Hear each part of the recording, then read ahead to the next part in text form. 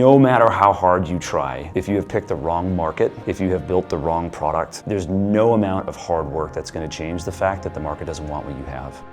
Great founders build the market. That's just, it's just like not true. Great founders don't build markets, they find markets that exist. When I joined Rippling, we were at something like $4.5 million in revenue. I remember very clearly saying to Parker, our CEO, I was like, hey dude, where's the P&L? And he laughed, he's like, the P&L? He's like, this is a great time for me to hire you. Because like, they were $4.5 million into this business. They had never generated an income statement. They had no P&L. I am skeptical as to the survival rate of many of the AI companies that I see starting today because they're going to perpetually drink their data through a straw from other systems. And those other systems are never, ever, ever going to let other companies build big businesses on their shoulders if they themselves cannot profit from it. And what's that one thing that you strongly believe about building business that most people can't get it? If I were to give a single piece of advice, and I don't like giving advice broadly, is that your odds are... So hey Matt, welcome to the Neon Show. Thank you for having me. What's that one thing that you strongly believe about building business that you feel most other people can't still get it I think the struggle of being a startup founder, I say startup founder, I mean anybody starting any kind of business where they have like really high expectations of themselves and of their business. They believe that they can will their way to success. That success is like to a large degree a function of effort. And I don't agree with that. I don't think that like success is actually to a large degree a function of effort. I think it's much more about what I'll call luck, but I have sort of a much more nuanced definition of the word luck because it's also not random. If you sort of, and this is a very crude analogy that I've never used before, so bear with me as I form it live in front of you right now, but you know, it's like you put a marble on a surface, and if there's a divot in that surface, the marble just naturally wants to roll into the hole, and you think about like the deeper the hole, the bigger the outcome for the company in a positive way. If you place that marble anywhere near like a big curved hole, the marble's gonna immediately find its way in and roll down, and like you're gonna have a big outcome. But if you put that marble on a flat surface and there's no holes for miles, like the marble's not going to go anywhere. And no matter how you adjust the marble where it is, push it, pull it, whatever, it's just going to sit there. It's not going to go anywhere. And to me, like the search for a big outcome in startup land is like the search for that big deep hole that the marble can roll into. And like no matter how hard you try, if you have picked the wrong market, if you have built the wrong product, there's no amount of hard work that's going to change the fact that the market doesn't want what you have. And so I think people are conditioned by the messaging around startups to believe that if you only persist, that if you only work hard enough, you will find success. And that is just obviously not true. If you look in the rearview mirror, if you look at the data, many people, the vast majority of people who failed worked super hard.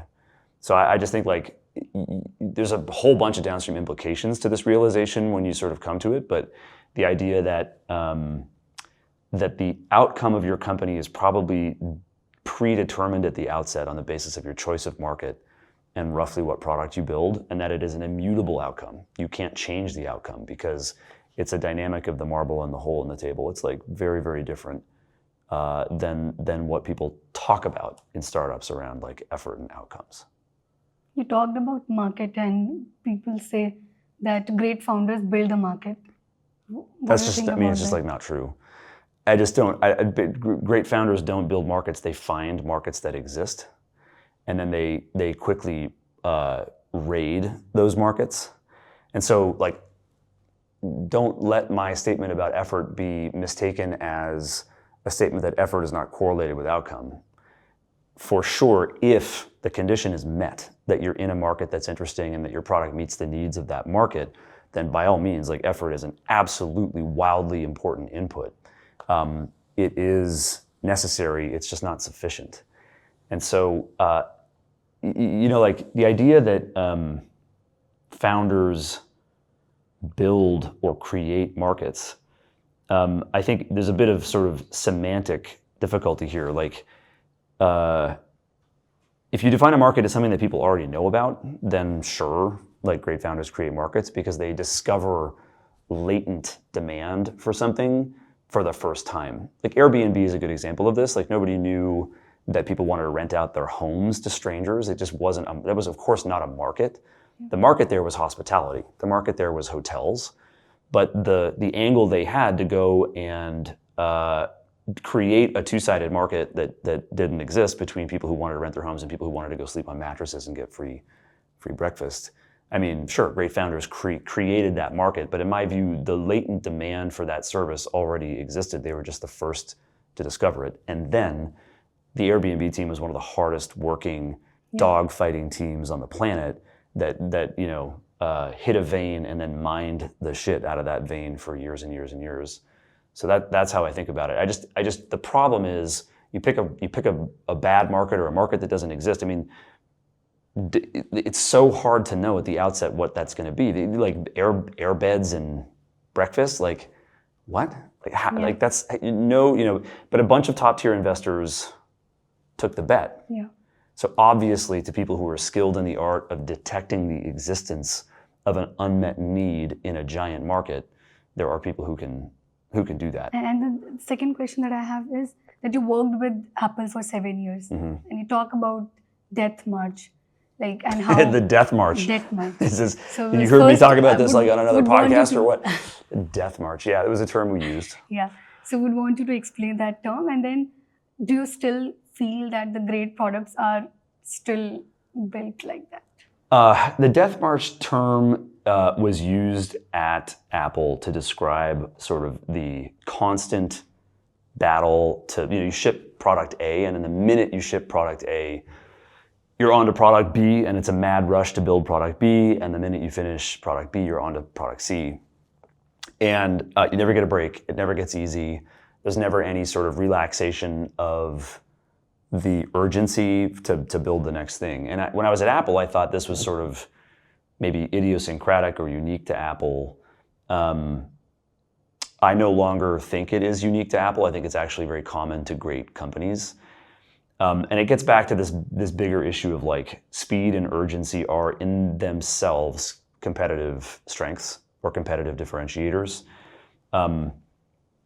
There's a really good quote that I'm going to butcher, but it's from this women's basketball coach for a team in the US, a university team, where he said that the difference between the good players and the great players is that when the good players get tired, the great players kick their ass. And it makes a lot of sense. It's like a good player goes all the way to 80%, maybe even 90%. But the difference between the player that can go to 90% and all the way to 99% is massive. It's like, the power law distribution. You have sort of an x-axis that chugs along, the y-axis is flat for a long time, and then at the end it spikes suddenly and goes through the roof. And I think like this concept of always pushing or squeezing the last bit out of a product, a technology, an opportunity, or a team is a hallmark of the highest performing teams and companies. And so Death March is a term that would only be used from the perspective of the employee who's tired. I don't think the executive would use the term Death March, but it is how it tends to feel. And I would say even at Rippling, which has had by, I think, most measures, wild success as a company, we have a dynamic where people do feel exhausted when they get to the end of product launch number 2 or product launch number 3, and we're on to the next escalation or issue or new build. And my job as an executive is to do two things: is to recognize that pain and to express like heartfelt and genuine gratitude to everyone who's working at as hard as I am, and then to turn around and also make sure we keep that intensity, almost not at any cost, but at almost any cost, and within the boundaries of reasonableness. Because the minute we let our foot off the accelerator, the minute the pressure comes off teams to perform at their highest possible level, our competitor will step into that space. And that's where the great teams are differentiated from the good. So this is for the founders who are watching this conversation. How to spot these great A players, right? What are the common characteristics they share? To me, What separates great players from good players? it depends on the function, but I do think that like the very simple, unsatisfactory answer to this question is that you always know them when you see them. Any framework do you want to share? Because for an early stage company startup, it's really, really important that you have only A players in the team, right? Yeah, I think it's important that you have A players, but I actually have a slightly different assertion to make there, which is I think what matters for early teams is that you have a high level of trust among the early employees. And even the word trust is actually kind of wrong here. It's like you have to have a high level, a high bandwidth for communication. So let's take like, you put together a team of people. The cliche is like, hey, they were all college roommates and they started a company together. And why is that a cliche? It's a cliche like any cliche, it like tends to be true. It's like lots of examples in history of high performing teams that if they weren't college roommates, they at least knew each other for a very long time before they started a company together. And like I do my own fair share of investing when I see people who come together and say we're going to start a company, and I ask them about their histories, and they think I'm making sort of nice talk, as I ask them about how they got to know each other. But actually, I'm really interested in the meat of that conversation, because if the answer is, well, we met in the incubator 6 months ago, and we decided to start a company together, I'm like yellow flag, because you guys don't have high trust yet. You haven't spent enough time living life together. You don't have shorthands, and having spent 2, 5, 8, whatever the number is, years together in life, living life, where there's just such a foundational level of trust between those two people that the wink or the grunt or like the shorthand that these two people have is unintelligible to other people around them. To me, that's a sign that people are actually super high performance as a group. How that maps to frameworks, I have no idea. I don't remember how that maps to frameworks. So I'm just trying to get myself rebooted here. Yeah, no worries. We'll start with another question. So after Apple, you started your own company, Inkling. Mm-hmm. So how Apple shaped the founder in you? Anything that you took from Apple that you followed? I mean, mostly the Apple story versus the Inkling story is that I spent the first few years of my time at Inkling untraining myself on a bunch of weird stuff that I had acquired at Apple. And, I talked earlier about this idea that like you can't change the market. You can't change like whether the market wants the product that you are offering. And I didn't say this, but it's sort of the idea that you're going to run a test and you're going to get a result for running that test, and then you have to respond to the result. It's like, I'm going to build a product, I'm going to put the product into the market, and then if the market likes it, that's a positive result, and if the market doesn't like it, or if there's no market for it, then that's a negative result. But whether the market existed is not something I could market my way out of. It's like, it's just sort of, it's a read-only process at some level. You're just running an experiment. And so, when I think about my time at Inkling, in hindsight, I learned that a company needs to be the most authentic expression of itself that it can possibly be, so that you get a true positive or a true negative in that test that you run in the universe, in the market. And when you spend your time trying to do what you think is right, what other people tell you is right, if you spend your time worrying about whether you're doing the right things, as opposed to just going with the flow of things and expressing what comes to you as a founder, then you're going to waste a ton of calories trying to be somebody you are not.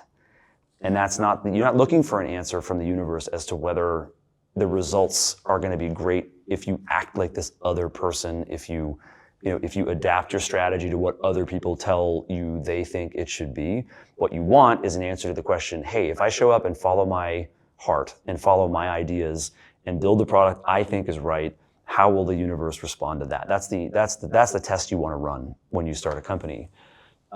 Apple was Apple. Like Apple was hyper confidential. You weren't allowed to talk to anybody about anything in public. Apple was this massive machine of software and hardware engineering and marketing and go-to-market. As a founder, like you don't have any of that going for you. Apple was bureaucratic, not in a negative way, but as any larger company would be. And so like, I remember spending time establishing sort of those same frameworks for my company early on, which in hindsight is bonkers because you didn't need any of that. But that's what you do. You know, people follow the patterns that have gotten them to this point in their lives. And then the wisdom is to know, or maybe the intelligence actually, is to know when to discard those patterns and develop new ones in response to the current situation. And so for me, Inkling suffered at the hands of certain aspects of my Apple experience because those were patterns that I hadn't yet recognized I needed to shed or weren't going to work for the company that I was building. And I would say that in years 2, 3, and 4 of building Inkling, I got into more of a groove where I recognized that I needed to just follow my own instincts, be who I was going to be, and let that play out. Now, what did that give me? It gave me a company that I plowed into the side of a mountain. But Yeah. And I see most of these founders who have worked with large companies like Apple starting their own companies. So there's this very blurred line between what they should be taking from that company and what they should not be. But I think it takes time to understand that. It takes time to understand, and it's different in every case. And I think it's obviously very difficult to draw really broad conclusions about whether someone coming out of a large company should start a company. But I can say this, that if you have never taken something from 0 to 1 and you've only ever actually worked in large companies, then you are at a disadvantage in trying to navigate the early years of your own company. It's just way harder to know what good looks like. And I think like if I were to give a single piece of advice, and I don't like giving advice broadly, but like one thing I believe to be true is that your odds are improved, whether it's about starting a company later in your life or whether it's about being a part of high growth companies, is that your odds are improved when you spend time seeing high growth companies from the inside.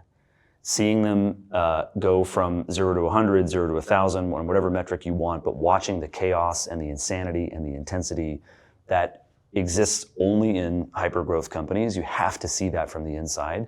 Once you've seen it, you can't unsee it. Like, you'll know what it looks like. And then there'll never be any confusion when you start your company as to whether you have product market fit, because you know what it looks like for a company to have incredible product market fit. And so you want to start a company, but you don't have a burning passion to do something specific right now, sign up for a rough ride at a crazy high intensity, high growth company. It's the most important thing you can do. It also exposes you to the frontier of a lot of technologies that's going to open up opportunities for you in terms of spotting cracks in markets that you can drive wedges into. Can we talk about some of these processes that founders start too early and then regret? Because now that you have been leading Rippling from the front, so it's not just advice, it's the experience that you would be sharing. So what are the processes startup founders start too early? Okay, so you're a founder, you start a company, who are you exposed to? You're exposed to other entrepreneurs for sure, but you're also exposed to lawyers, and you're exposed to venture capitalists. You're exposed to all these people who, like, by themselves, by the way, have never started anything in their lives, have never built something from 0 to 1,000 in their lives, but they're very, very willing to give you lots of advice. And you just gotta be super skeptical of all of that stuff. Like, you know, it's really, really dangerous to take the advice because it tends to over-rotate on things that reduce risk. So one example, a basic example is like, oh, you need employment agreements, you need intellectual property agreements, you need to make sure everybody who you hire has they get all this stuff, this paperwork that you gotta do to protect your company from whatever, you know, sort of distant possible thing might threaten you when you're at 100 billion in revenue or whatever. These kinds of things are just wild distractions. Like, founders who are spending time on HR issues, on trying to make sure that the legal scaffolding is set up correctly around their company. I mean, to a degree, of course. Like, make sure your company's incorporated, make sure that, like, the basic structure is in place to protect your business, but then get busy building a product and trying to figure out how this experiment that we talked about is going to run in the universe. It's the only thing that matters. When I joined Rippling, we were at something like $4.5 million in revenue, which by itself is a very exciting number, I think, going from 0 to something. Yeah. But in hindsight, obviously, was very, very early in the company's business, in the company's development. And I remember very clearly saying to Parker, our CEO, I was like, hey, dude, where's the P&L? And he laughed. He's like, the P&L? He's like, this is a great time for me to hire you. Because, like, they were $4.5 million into this business. They had never generated an income statement. They had no P&L. They had no financial records to speak of beyond what was in the bank account, just the cash flow, money coming in from customers, money paid out via payroll to employees. But like Parker was like, I am going to defer the bullshit as far into the future as I can possibly defer it, because the only thing I'm going to do right now is make sure that I'm building the product as quickly and aggressively as possible to capture this moment, this opportunity. And that is like lived experience that I am willing to proffer as advice to every founder. It's like, if you find any modicum of product market fit, you should be so absolutely insanely terrified that someone else is going to discover that same opportunity right now and build that inevitable competitor that's going to come up and try to steal this from you. And do you want to be spending your time building that product now, urgently, Friday night, all night, to get this thing into the market by Monday?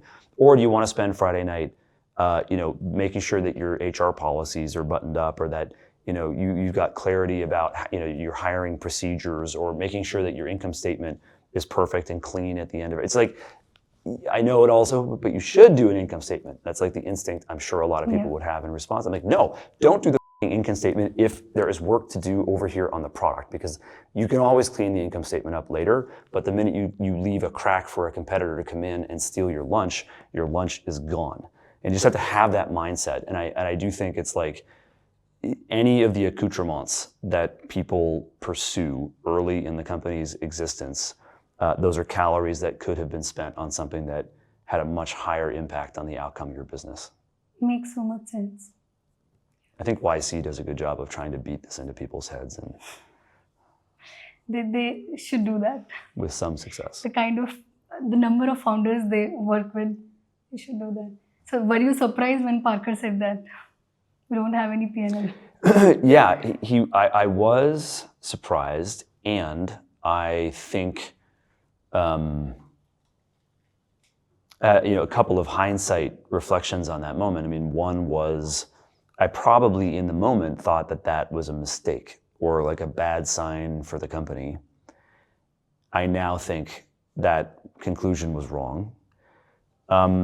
And then the other reflection on that moment is that my instincts as an early member of the team were to constantly move sort of from each problem to the next as quickly as possible in series.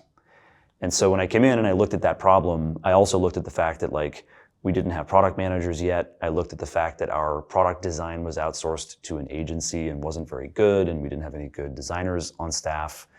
I looked at the fact that there's so many different things that when I came in, I was like, ooh, okay, problem. I mean, the word problem is itself problematic here. They weren't problems. They were just like, okay, thing to solve, thing to fix, thing to solve, thing to change. And I just got busy doing it and not thinking too hard about how to do any of those things I just told you. I just got busy doing whatever my instincts told me I should do. And I think the hindsight on the sort of, oh, you don't have a P&L was like, okay, let's build a P&L. And great, we have one of those, on to the next problem, on to the next problem, on to the next problem. And every founder needs to have a co-pilot in their business who has that personality. Like, not every founder, but you know what I mean? It's just generally you want the archetype of the person whose instinct is to just do surgery after surgery after surgery all day, all night, and not sort of zoom out and build some massive roadmap of things to do, but just to take the next proximal problem, beat it down until it's not perfect, but beat it down until it's no longer the most important problem in the business, and then turn your attention to what has emerged next as the most important problem in the business, which, by the way, is almost never knowable in advance. You don't know when you beat down problem A, what problem will emerge as the next most important problem. And so the only thing you can do is work in series as rapidly as you can, sort of as problems emerge. And so that's one of the things I've learned on the job at Rippling, where the metabolism is higher than any other company I've worked with before, is that you're sort of just chasing the popcorn down some unknown path to some unknown future as quickly as you possibly can.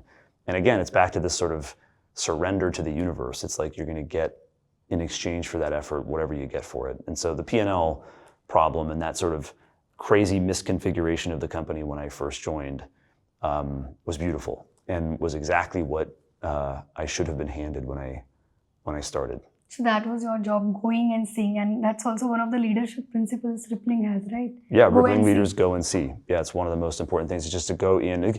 People resist the burden of knowledge. Humans will always optimize for their comfort. Humans will always optimize for their comfort. They will avoid, not like consciously, but like evolutionarily, we are programmed to avoid the burden of having to do shit. And because, you might run out of calories and die. And so like you should be lazy. That's just how the species evolved.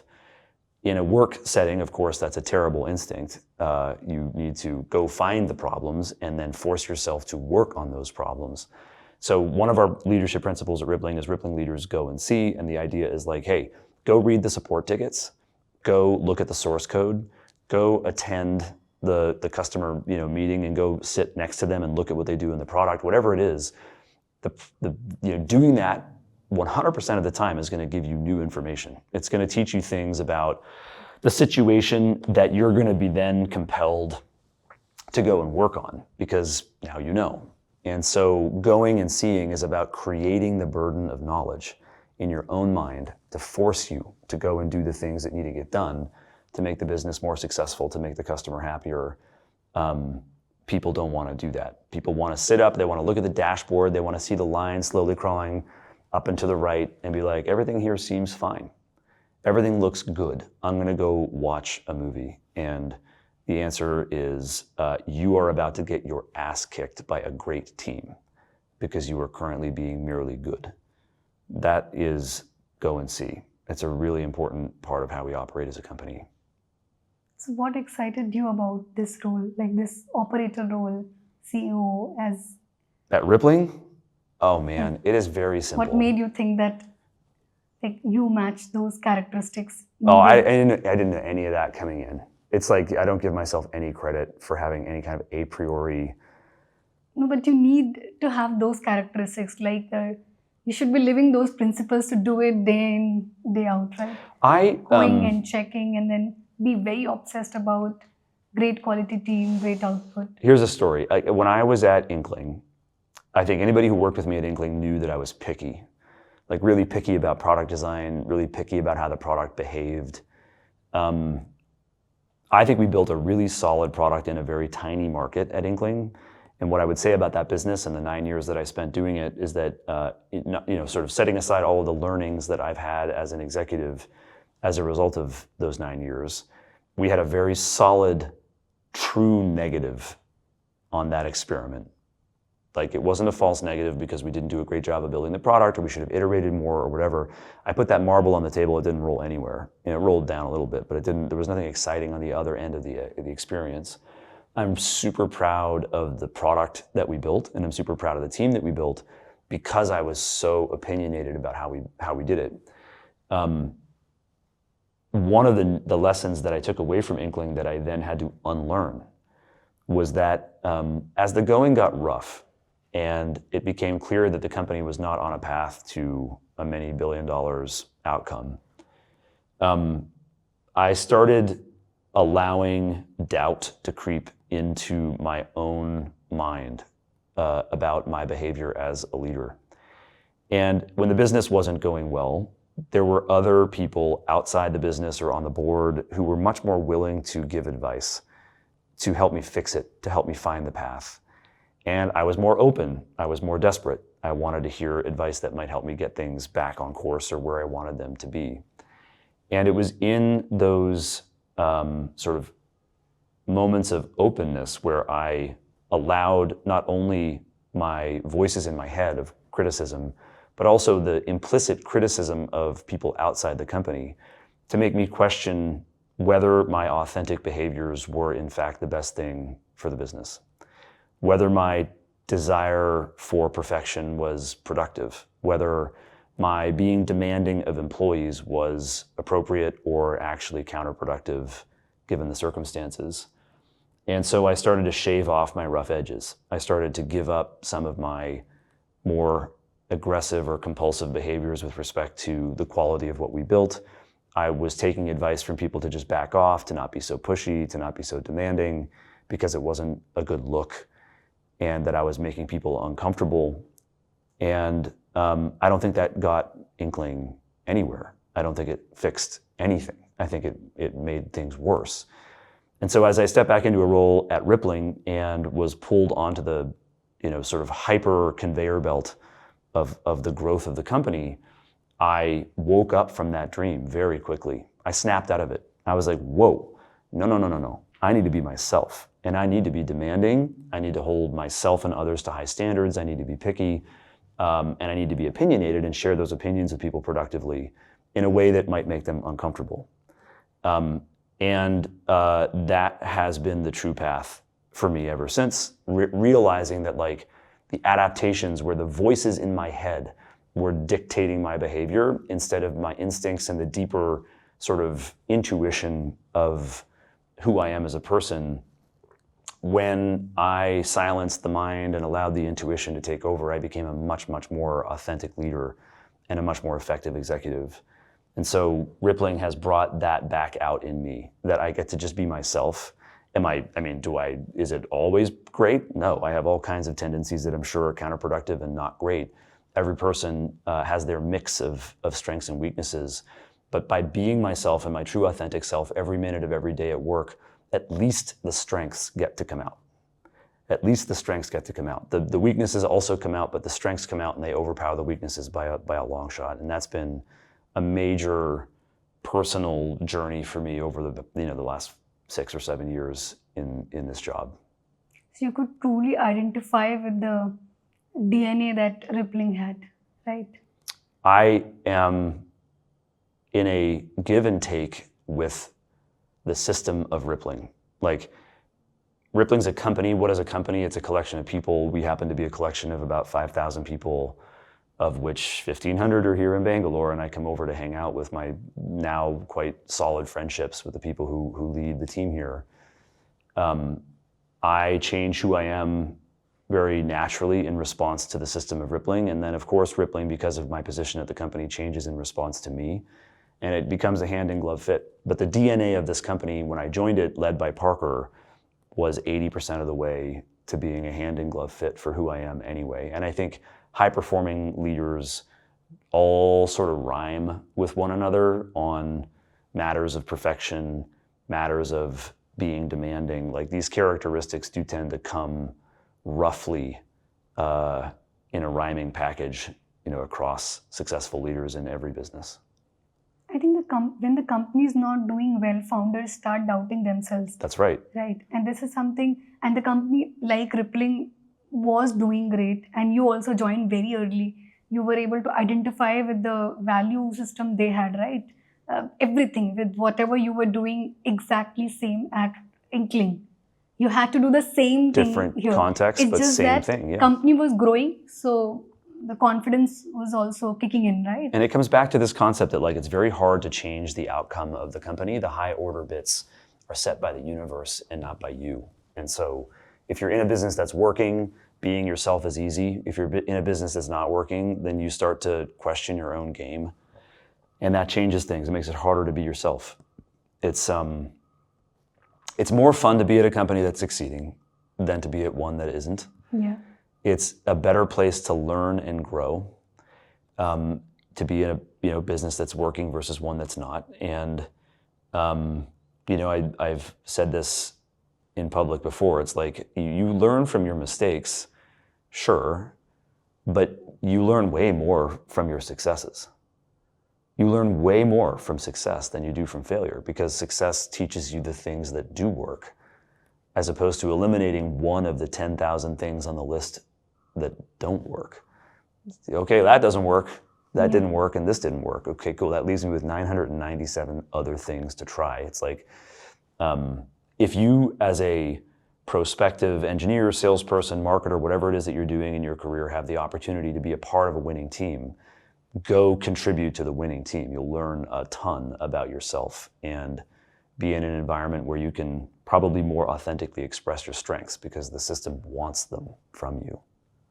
Would you agree with me when I say that if the company fails, you learn about yourself, and if the company succeeds, you learn about almost everything else: market, people, business, yourself. Yeah, I agree that you learn a lot more about the nature of things when the business is succeeding than you learn about the nature of things when you fail. I mean, yeah, failure just teaches you different things, and they tend not to be necessarily the things that lead you to wild success. They might lead you to humility and comfort in life, which is great, and self-forgiveness, and I can say all kinds of stuff. Yeah, I mean, life is beautiful. Life is a journey. Life is unpredictable, and it's easy to say from my perch, but the sort of graceful acceptance of the outcomes that befall you, as you make your way through it, that is one of the most important skills to acquire. Matt, you joined Rippling in 2019 when they had 50 or 70 people, right? Yeah. So how did you track the company back then? Like, what processes did you track to understand the company, and how did it change when they had then 100 people, then 500, then now 1,000? It's a continuous gradient, and I have done a poor job of snapshotting my impression of things over time. As I say this out loud, I'm like, man, I'll be on a podcast 2 years from now where they ask me what it was like way back in 2026 when you were pre-IPO, and maybe I should write it down. The company was, obviously wildly different when we were 50 people in many respects. I mean, it's not different in terms of tenor or tone or how we operate, but I do think that when you think about like process development or sort of having an operating system as a leader, as a founder, the trick is to do the minimum amount of process you can get away with, which is almost always more than zero, but almost always less than a whole lot. And I think of processes as really important ingredients to reducing the volatility of your company. But the most straightforward way to approach this, particularly early in the company, is to just use checklists. I used very simple checklists, and I just used Notion. I would just open up Notion. I'd have a page where I had a set of things that I wanted to scan every week. Are we okay on this front? Where are we on hiring for design, hiring for product management? Keeping a checklist, and then just having this sort of pseudo discipline to review that checklist a few times a week to center myself.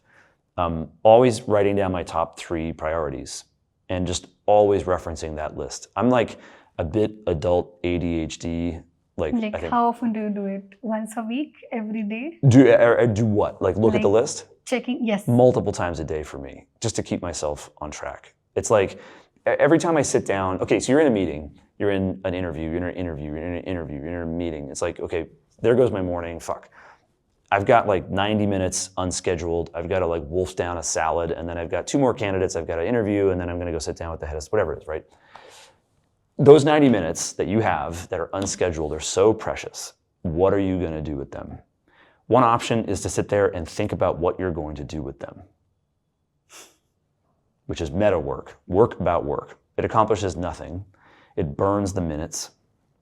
Wouldn't it be easier if you just continuously kept your top 3 priorities written down on a Post-it note or a Notion note or whatever, such that when those 90 precious minutes arrive, you sit down, you open that up, you look at it, and right at the top, number 1 is source candidates for sales. Or right at the top, it says, establish the first income statement for the company. Or right at the top, it's get the pitch deck turned over for whatever it is. Yeah. And you sit down on the 90 minutes and you sit down and you look at that and you're like, I wrote that down for myself last night before bedtime. I know exactly what I have to do on this. And you just start cranking on it. It's so clarifying. And what I do with that list, that priority list, is I put it into every one-on-one doc I have with everybody I work with, so that when we sit down, they look at my priority list and we can say, nothing you're doing overlaps with any of my priorities at the moment. So unless there's something urgent I can help you with, I got to jump. We don't really need this time together today. Or, you look at that list and you decide that you're going to spend your time together with that person entirely on priority number one. That's a very productive use of your time. But creating alignment by sharing your priority list with people and then revisiting it regularly when you have that magical 90 minutes of unscheduled time, it can be used in a lot of different ways if you just have a little system like that. And the point here is like, my experience of this doesn't really differ from when we were 40 people versus now being 5,000, is that these very simple, lightweight checklists that guide your behavior and provide scaffolding for your operating system can be really powerful ingredients to being effective. But when do you know, like, when to add the process and when to remove? Like, I feel adding is still easier than deleting. I think the question is, are you aware of when you're doing real work and when you're doing meta work? Like being aware of when you're doing work about work. And that's like, if you're a software engineer, creating the ticket about the problem you discovered in the product instead of actually doing it, writing the code, solving the problem, removing the banner, whatever it is that you have to do in the product. As a salesperson, is it about organizing the list of prospects you're going to reach out to? Or is it about the hard, grueling work of sitting there actually sending the messages or placing the phone calls to the prospects? There's so many examples that you can come up with because we all have to do a degree of meta work in preparation for actual work. But every time you find yourself doing meta work, you should have a micro panic attack because you are burning precious time on something that yields no benefit to your business. It's a necessary evil, but it should be minimized. And so you asked about when is it too much process? To me, the minute you find yourself following processes to do meta work, you have crossed a very dangerous line because now your process is meta work. And since you have mentioned about AI, like what is Driplin's take on AI? How it is reshuffling or, remodeling itself? Or how? I think there's like two schools of thought on how AI is going to impact the software industry. And I think both narratives are going to play out in different parts of the software landscape. My sort of sensei on AI stuff is Andrej Karpathy. He's the guy who ran the AI team at Tesla for a long time, and is if your listeners have never heard him talk or sort of dug into some of this, even just his tweets, like he's just awesome, and also in real life he's like a very down to earth guy. But he sort of thinks about the landscape of software as like software 1.0 is like the straight up deterministic C++, world of if then statements. Software 2.0 is ML and pattern matching, but not LLM based. It's just sort of like facial recognition technology, for example, is a good example of ML. And so he calls that software 2.0, and then software 3.0 is this whole new landscape of LLMs and quote unquote non-deterministic software. The term non-deterministic is really just all about the resolution at which you zoom into something. I mean, at the end of the day, it's all just software, but so he breaks the world out that way. And I think, so in this two schools of thought thing, one school of thought looks at the world bottom up from 1 to 2 to 3 and says, okay, we're going to have deterministic systems, databases, we're going to have layers on top of that may or may not use the ML stuff, but certainly the LLM stuff to either use deterministic tools or to use ML to look at broad sets of data, and then reason about that at the LLM altitude. But the LLM is fundamentally using deterministic software to produce some output for a human being. That's one school of thought. The other school of thought is sort of, I think, represented by OpenAI and some of their software ambitions, where no, we don't need the deterministic stuff first, then the ML stuff, then the LLM stuff. Really, we can just tell the LLM what we want and let it self-organize under the hood. It can, on its own, go and build deterministic stuff as needed. But the humans don't really have to be able to inspect or interact with those components. That is another possible future for software in the era of LLMs. You said AI, I'm saying LLMs just to be a little more precise about what I mean. I don't have a religion about which of these two models plays out over time. Maybe taken to its limit, all of it ends up in bucket number 2, and we are all living in the age of WALL-E from Disney and floating around on things, and robots are bringing us lunch, and I don't actually know if I want if I want that world, but okay. We, Rippling, are squarely in camp number one. We have one of the most powerful underlying data systems on the planet right now.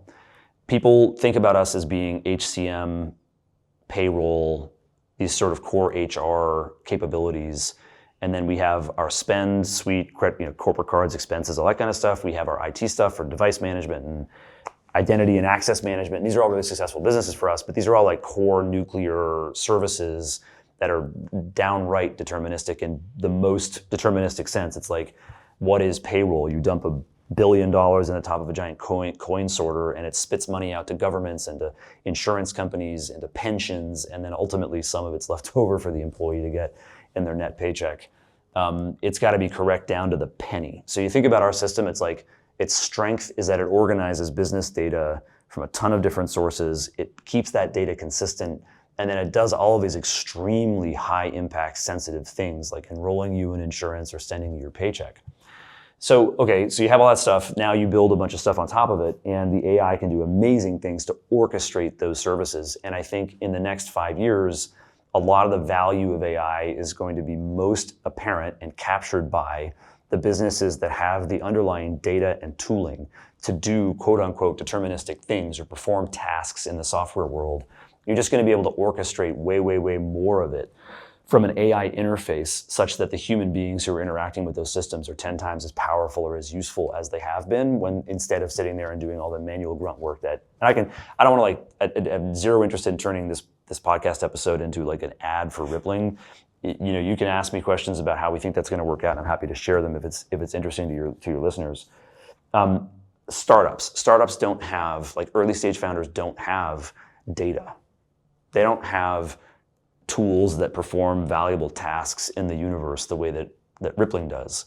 So they almost have to live in domain 2. If you're going to start an AI company, well, I guess you're going to have to rely on that AI to build things from the top down. Otherwise, you're starting a traditional SaaS software business as your first move, which I would say at this stage is probably not the best move. I am skeptical as to the survival rate of many of the AI companies that I see starting today, because they're going to perpetually drink their data through a straw from other systems. And those other systems are never, ever, ever going to let other companies build big businesses on their shoulders if they themselves cannot profit from it. And that profit that must be paid to the underlying systems is a massive tax that most startups cannot survive. Just in terms of like gross margins, it's just so painful. I know that I learned this lesson the hard way at Inkling, where we sold textbooks. It's like we got to keep 30% of the margin on the sale of a digital textbook. I can't build a business with 30% gross margins. It just doesn't make any sense, not in the software world. So the AI thing is going to play out, obviously, which is not new information for anybody. But I think these two domains of like the top-down world versus the bottom-up world, the near-term profit is going to mostly inure to the companies that already have the data and the infrastructure to perform services that the AI can orchestrate. And that's our goal, and that's like what we're doing as a company, and it's why Rippling, you could call us a not AI company or a pre-AI company, but in a few years it's going to be pretty obvious that was a silly distinction to draw. And I know that's the opinion of Mark Benioff at Salesforce. I know that's the opinion of all of the executives at other, much later stage, more successful businesses than Rippling, as to how this stuff's going to play out. It's going to be super chaotic. But it's going to play out really well for Rippling because it is not dependent on any third-party data. We have gotten lucky by virtue of this compound startup model that we've pursued, where we integrate IT, spend, HRIS, payroll, all of the core sort of G&A functions of a company into a single system, and then put a really rich semantic layer on top of a very consistent data structure, where all of these systems can all see each other's data simultaneously, and the permissions model is global across all of the applications. We are in a very unique position to succeed in the AI era. And there was a period there where I thought, oh man, I was worried. So the timing was so right. Timing was freaking great for us. Yeah, it's turned out to be very lucky. I mean, it's like we didn't. What are the other companies that you see are going to benefit like Rippling? There are really few. I mean, there's a bunch of older, boringer companies that will probably end up doing some interesting stuff in AI. Like Salesforce is a big, boring, older company. They're not that old, but they're older. There are not very many younger than Rippling. Yeah. Because we've been going full blast at this stuff, death march, to holler back to your earlier language choice. We've been going hard at this for 7 years, 8 years. I don't think anybody could build what we have built in 8 years in 10 years. Like we are. I do think that as a company, we're sort of unique in our fierceness and how fast we move and how aggressively we're able to capture new territory. I don't think there's any other company that could do what we have done, and I can tell you that there is no other company behind us, coming from behind.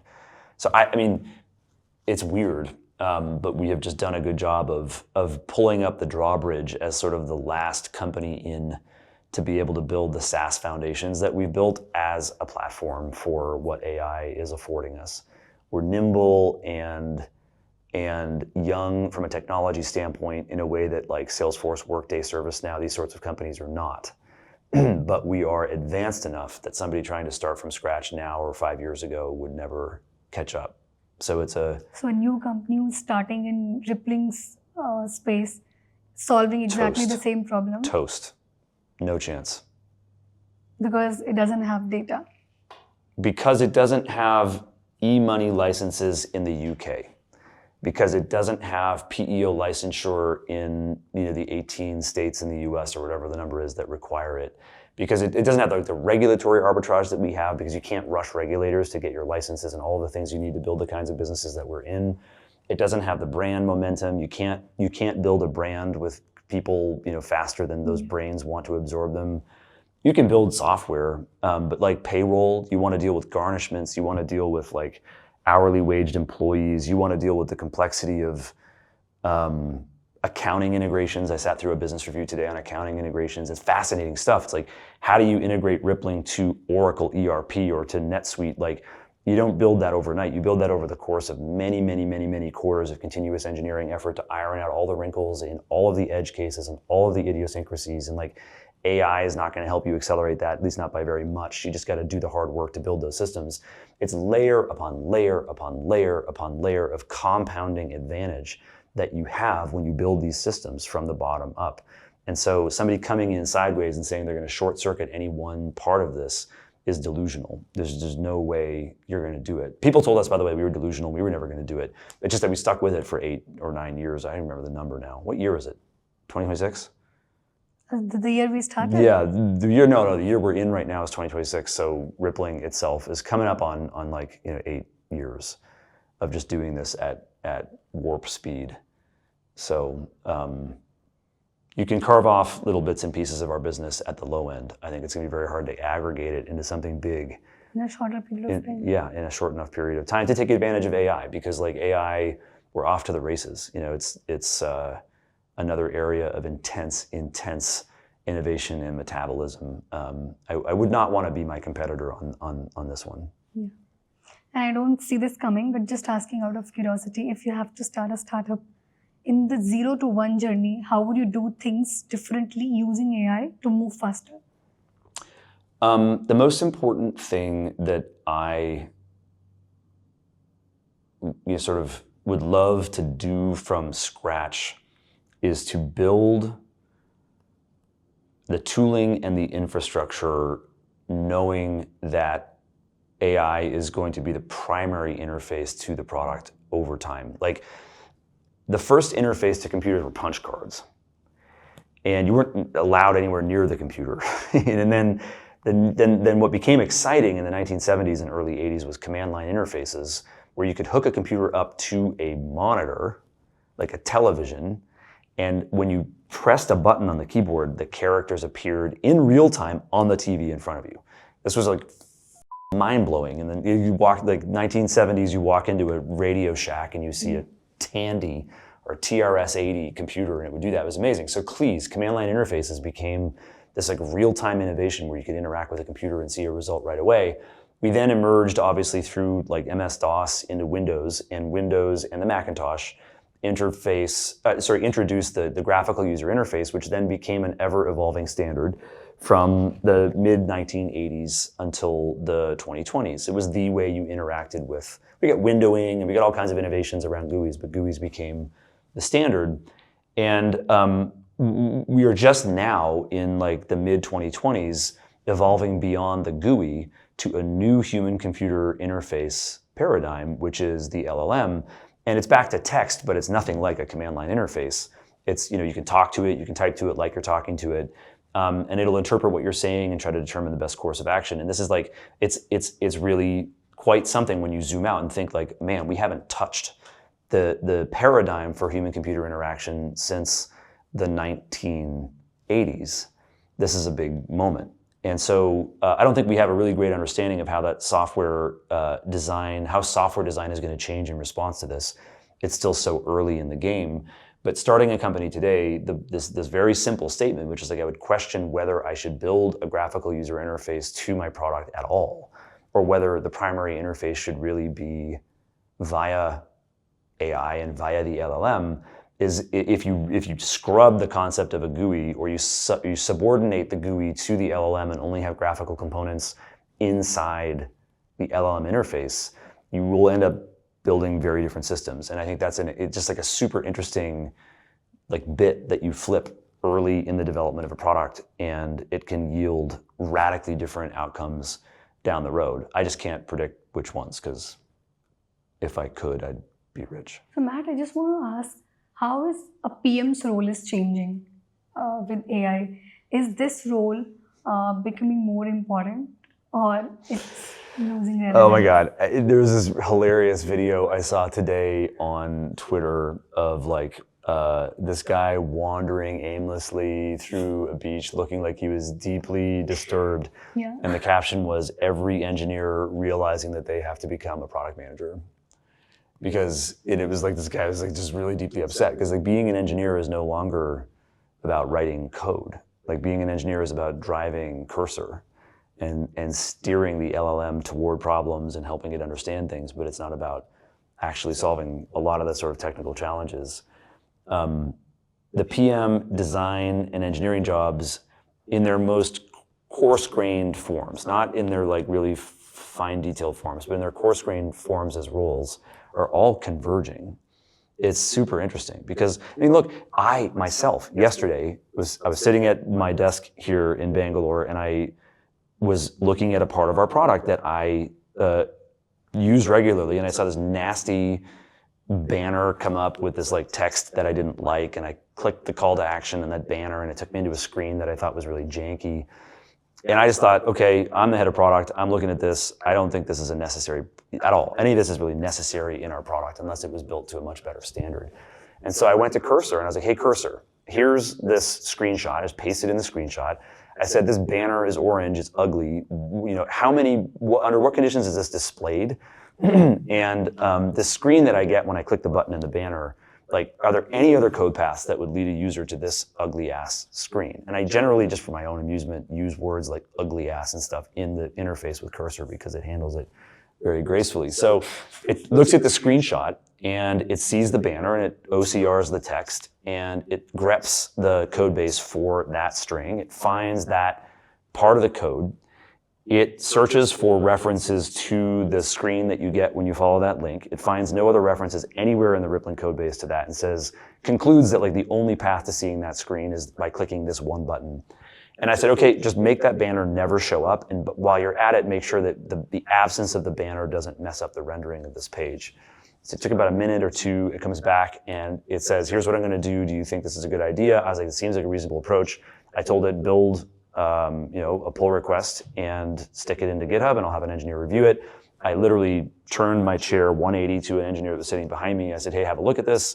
He looks at the pull request. He's like, yeah, it seems pretty reasonable. He commits it. Boom, we're done. That banner is gone from the product. It'll never show up for a user. I sent a link to the pull request to the product team that built that part of the product. I said, hey guys, this thing was janky. I didn't like it. I pulled it out of the product. It's gone. It's dead. Build this again if you really think this is an important part of how the product should behave. You asked me about PMs. That was me PMing. I made a decision about the product. I decided that I would personally make this change. The only thing an engineer had to do was review my commit. And this is nothing rocket sciencey about this. Everybody who's been close to AI knows that this is sort of the new thing, is that people can just go in and navigate. You have to understand, when you mirror the Rippling code base to your laptop to work on it, it's 10 gigs of source code. 10 gigs of source code built by thousands and thousands of engineers over the course of almost a decade. And I was able to navigate that code base and make that change in literally 3 minutes. That is insane. That is such a massive productivity boost. Product managers are going to continue to need to exhibit good judgment about what a product should do, how to grow it, how to make it a better tool for the people, or I guess the agents that use that product. But they now also have to reach down and be the engineer and be the designer more often. The engineers have to reach up and be product managers more. It's going to create conflict and confusion about the boundaries of the job responsibilities, right, among all of these people. But whatever, let's just jump in with both feet and navigate this as we go. Every company is going to come to slightly different conclusions about it. But I think more people are going to be product managers in businesses because they're going to be empowered to interact with the system productively and express opinions that can be translated into code. And how's your equation with Parker? How's my equation? My equation, our relationship or our operating model? Yeah, I mean, you know what I said earlier about founders who can grunt at each other? Parker and I can grunt at each other. There's a level of shared understanding and trust that allows us to communicate with very few words, to be really tough on each other directly when we need to, and then find ourselves drinking beers with our families together on Saturday night and be perfectly happy with the week. And I think that's a really important ingredient to, at the end of the day, man, what is work about? We're all going to go to the grave. We're not going to take any of this with us. It doesn't matter. And so if you're not having fun at work, if you're not finding fulfillment, if you're not enjoying the company of the people that you're spending time with, what the hell are you doing? And it's humanly not possible to give in that much effort if you're not enjoying it. You can't it becomes if it is a burden, you can't carry it for so long. Absolutely. Right? And it doesn't always have to be fun, but I do think it always has to be fulfilling at the end of the week. There should be some satisfaction. For sure. Yep. I sort of think of it as whittling your stick on the way to the grave, not to be too morose or dark about it, but it's you're just whittling a stick. The stick is eventually just going to go into the compost bin, but you have to choose which stick you whittle and have it be the stick you care about and the stick that's fun. And so for me, being in Silicon Valley in the middle of what is effectively Florence during the Renaissance, where we are creating some of the craziest things that human beings have ever created, to be alive at this time, to be a part of that creative explosion is such a wild privilege and so weird. Of all of the places and times you might have been born as a human being, to be in this one right now is incredibly special. And I think whether you're in India participating in that creative explosion or whether you're in San Francisco is not nearly as important as whether you throw yourself in and participate. And you will have the satisfaction through life of having been a part of what is one of the craziest moments in human creative history. Beautiful. If you say so. So, Matt, I think I'm done with all the questions that I had for this conversation. And I really thank you for all the patience that you showed. Sure, of course. But just one special section that's left for this conversation is rapid fire. Rapid fire. Rapid fire. Let's do it. Yeah. They say that building a business, you should fire rapidly. So I'll just say a question and then you have to answer as quickly as possible. Okay, I'll try my best. Yeah. So founder instinct or data, which do you trust more? Instinct. Instinct. Yeah, for sure. Easy answer. I guessed data for you. Really? Yeah. Data to me is... You have a very interesting personality, man. really like you obsess over processes, but you're also, very over aggressive, cares deeply about all the small or big details. Yeah, I'm It's just contradictory. annoying. Yeah, you got it.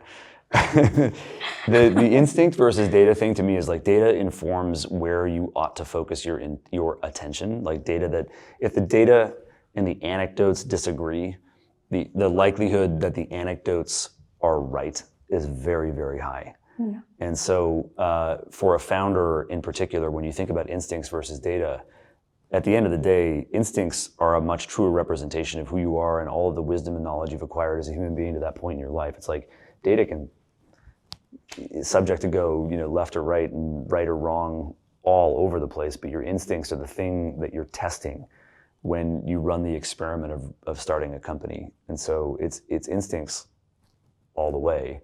And then you might lose. It might not work out, but at least you've tested the right thing.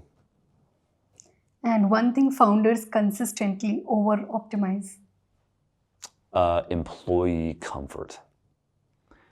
I think founders are, particularly younger founders who haven't been through the grinder yet, tend to fear the loss of an employee. They tend to fear burning people out. They tend to fear giving their A player too much work to do because they might lose their A player.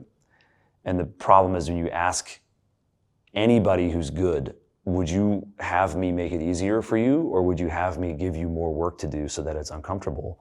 The highest performers 100% of the time say, I would have you give me more work. I would have you load me up. I would have you push me to my limits. That's why I'm here. I'm like achieving and I feel good about it.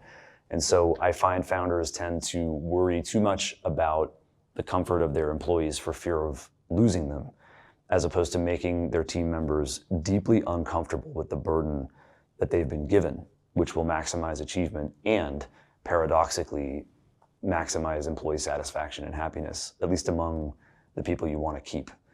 That wasn't a short answer for you, but it was Very interesting. It was a rapid fire. It was a I rapid didn't response. I didn't guess this answer. One thing they always under optimize. Under optimize. Speed. I just don't think we talk enough about the competitive advantage that's created by raw speed. And maybe velocity is the better word here, but I think any startup is in a game of iterating toward the bigger outcome, and you only learn by doing. You don't learn by thinking about doing. And so the name of the game is to do as fast as possible, even if it's chaotic, even if you're on the 17th iteration, you still have to approach the 18th as though it were your first.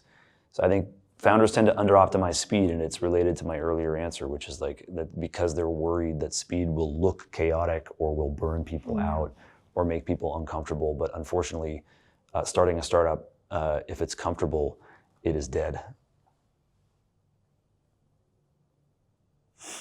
Quite deep. What are the things only the CEO should do forever?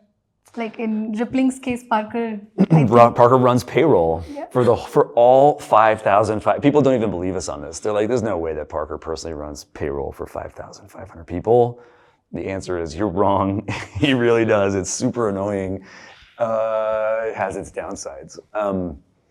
Your question was, what is one thing the CEO alone should do forever? Yeah. The answer to that question is that the CEO alone should do something in the product, whatever that is for your business. Say at Rippling, the answer is the CEO alone should run payroll forever. Yeah. Until the auditors, when we go public, to tell him we can't go public unless you change that. But like, we talked about Airbnb later. Brian Chesky alone, sort of like uses parts of the product, goes super deep on. He like doesn't, the story is he doesn't have his own home. He only lives in Airbnbs. Is it true? I think it's probably roughly true in the same way that it's roughly true that Parker alone runs payroll. Like, it's just so crazy that it doesn't sound like it would be real, but like it is real. And so like, the CEO alone should be some fanatical maniac about some part of the product that they just refuse to ever let go of. That makes total sense to me. Every business, every founder should have that thing the CEO does that everyone else thinks is wild and crazy, that person does all the way to the finish line. And there's a rationale to this, which is like, if you think about a company as a very complex polydimensional mesh of nodes that are all connected to one another in some weird way, the CEO wants to get some vector through that crazy unknowable mesh of different nodes, and by reaching all the way to the bottom, in the case of Rippling, by running payroll for every employee every week all the way through, Parker just gets one vector, and he yanks on some nodes that he doesn't like, and it has a ripple effect across the rest of the system in unknowable ways. And I think that's the same thing with Brian Chesky. Seeing all the way down to the very bottom of the Airbnb lived experience of customers gives him insight to the system in ways that one really can't predict. Founders should be maniacal about some arbitrary thing in the product and never ever let go of it, because it gives them a perspective on the system that they'll lose the day they give it up. Beautiful obsession. Yes. I mean, if you're not obsessive as a founder, Yeah. you're probably in the wrong job. The next one is, what's one popular startup lesson that you actively distrust? VC bullshit, that's what you call this. You want to hear it again? There's a lot of examples of VC. I mean, my answer to this one is probably, I think the one that I think is most pernicious to human happiness is the one where they tell you to never give up. I think this one is pernicious because it is born of an incentive structure that was not created by any diabolical individual. It's not like this incentive structure was created by an evil committee of venture capitalists. That committee doesn't exist. But if you look at how venture capital has played out over the course of the 1980s, 90s, 2000s, 2010s, and now 2020s, it's very consistent that you put money into a business, you can't get your money back. It's gone. That bet is placed. Now the wheel is spinning. You don't know where the number is going to come up. If you don't like when the wheel starts to spin, slow down, that it's going to point at a number that doesn't earn you any returns. But you have the option to tell the dealer, spin the wheel some more. Keep spinning the wheel. Keep doing it until I feel like it's going to stop on something that pays. Well, then as a venture capitalist, you're going to tell the dealer, whatever you call the person who spins the wheel in roulette, keep fucking spinning it. And so you have a founder who takes your money. You can't ever get your money back. And you want that founder to keep spinning the wheel until it looks like it's going to stop on a number you like. But the problem is life is short. Founders are only in their 20s for a total of 8 years, because you can't do it before 22, right? And they're burning this precious time on something where the high order bits are all set wrong, where the marble is on a table with no holes in sight, where all the analogies I've used in this conversation are not stacked up to produce an outcome that's going to be exciting for anybody. Why should the founder keep a bad cap table? Why should the founder keep toiling away at the ever decreasing odds that something interesting is going to happen here? The answer is because there's a person they perceive to be their boss over their shoulder telling them that they need to keep trying. That there is a narrative in Silicon Valley that the glory comes to those who persist. And all of the exceptions to the failure rule, like the ones that pivoted 7 times and found success, are put up on billboards as examples of why you should keep trying. But if you look at the statistics, those outlier cases are all the more reason for you to quit, because you're just not likely to find that outcome. It's not the path that most companies take to success. I think that try until you fail dynamic, again, born of the incentive structure that is set up for venture capitalists in Silicon Valley, has robbed a lot of people of a lot of very valuable working years and startup years where they might have been off with a clean cap table chasing something else. Dying is considered a better option than stopping when you felt that things were not working out. It's like most companies, again, set aside the outliers, most companies that find wild success find it pretty soon, find it pretty early. They find it because they were in a good market. They find it because the founder had an earned secret that they could use to build a company that no one else could build.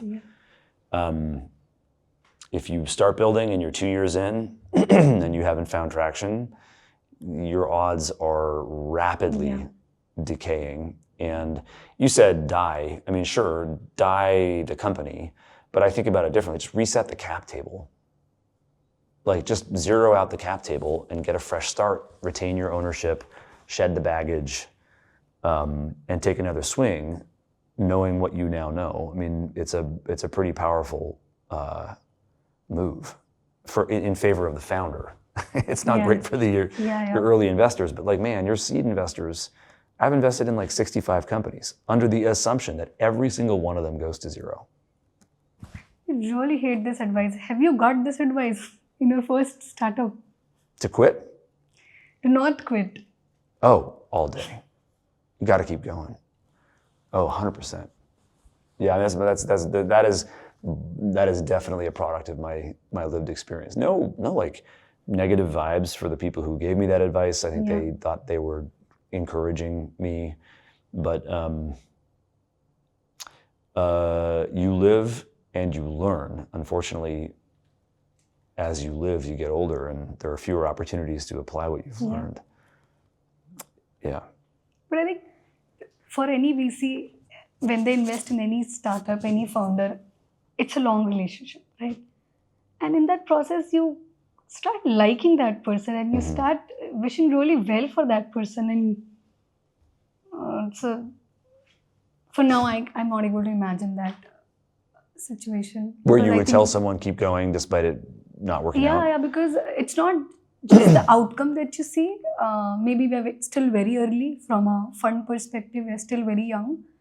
I think it's really important as both an investor and as a founder to have an open conversation about the incentive structures at play in any given relationship. For a seed investor who's had a bunch of success, the incentive structure is actually pretty good in the sense that like the founder and the investor can be mostly aligned most of the time. And I don't know any like really successful seed investors who worry about any of their investments going to zero. It's part of the equation and it's the expected outcome. But when you start dealing with investors who are earlier in their careers, so a young whippersnapper joins a venture capital. I just use the term whippersnapper, which makes me feel old.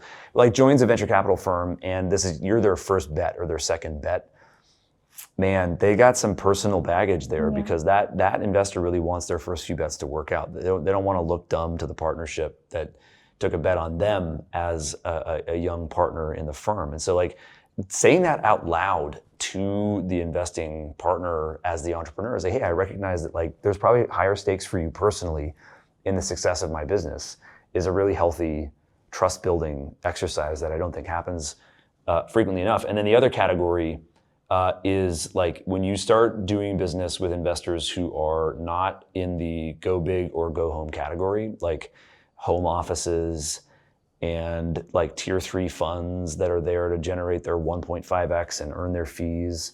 Like they become risk averse or loss averse, and like just especially as an early stage company, don't do business, don't take money from funds that are in any way loss averse, because that's where they get into this sort of pernicious misalignment of incentives, encouraging you to keep going because they don't want to mark you down in their portfolio. They might not be able to raise the next one. Their billionaire sole LP in their family fund might get pissed at you for your stupid investment that didn't work out. These are the dynamics that are happening in the background that lead to these weird interfaces between the investors and the founder that I think they're avoidable if you can have explicit conversations, open, transparent, incentive-focused conversations at the beginning of the relationship. Also born of a bunch of shitty interactions with... No, I think all the founders, before raising money from any investors, at least now, they talk to their founders. They don't talk to investors. They talk to founders of that investors. Like, how's the experience? And like, founders are very smart. Yeah, there's a lot because of it's a very long-term relationship, and you have to choose the right type of partners for this partnership. yeah. Unlike a marriage, you can't divorce an investor. You Not can. like marriage, but it is also a very important relationship, and minimum for 10 years, I would say. Yeah, that's what you have to look Yeah. at, right? Eventually, the marriage ends. The marriage ends with glorious liquidity. Cool. I think I really enjoyed this conversation with you, Matt. Thank you so much for your time. Thank you for having me. Good luck with everything. Thank you.